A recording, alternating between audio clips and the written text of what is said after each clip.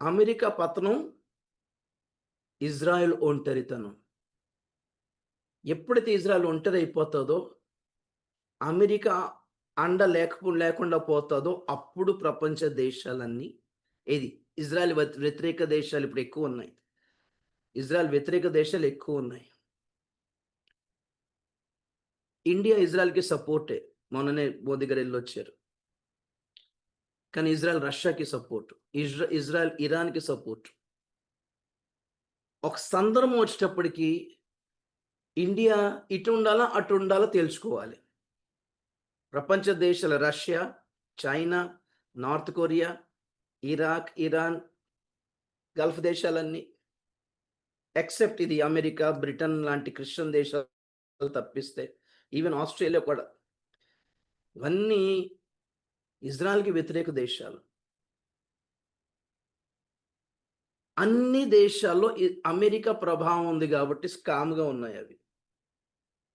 ఎప్పుడైతే అమెరికా పతనం అయిపోద్దో, నాశనం అయిపోతదో, ఆ వెనెజులా ప్రెసిడెంటా? ప్రధాని అతన్ని కిడ్నాప్ చేసి తీసుకెళ్ళిపోయారు.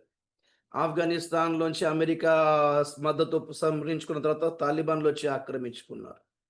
పాకిస్తాన్ అలాగే పతనం అయిపోయింది. ఈ ఈ ఈ శ్రీలంక పతనం అయిపోయింది. నేపాల్ అలాగే పతనం అయిపోయింది. జపాన్ ప్రధాని అలాగే పారిపోయాడు.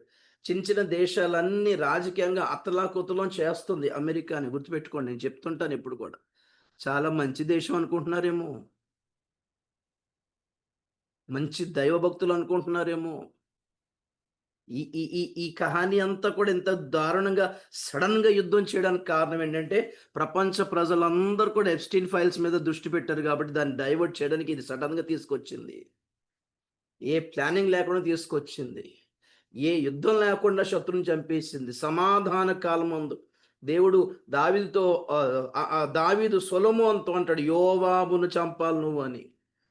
దావీదుకి ఎప్పుడు నమ్మకంగా, సాన్నిహిత్యంగా ఉన్న యోవాబు దావీదుకు దావీదు యొక్క చేసిన తప్పులన్నీ కవర్ చేసిన యోవాబుని ఎందుకు చంపేయమన్నాడు? ఎప్పుడన్నా ఆలోచించారా? అతడు సమాధాన కాలమందు రక్తం చిందించాడు అబ్నేరుది. దేవుడు న్యాయపక్షంగా ఉంటాడు బ్రదర్స్.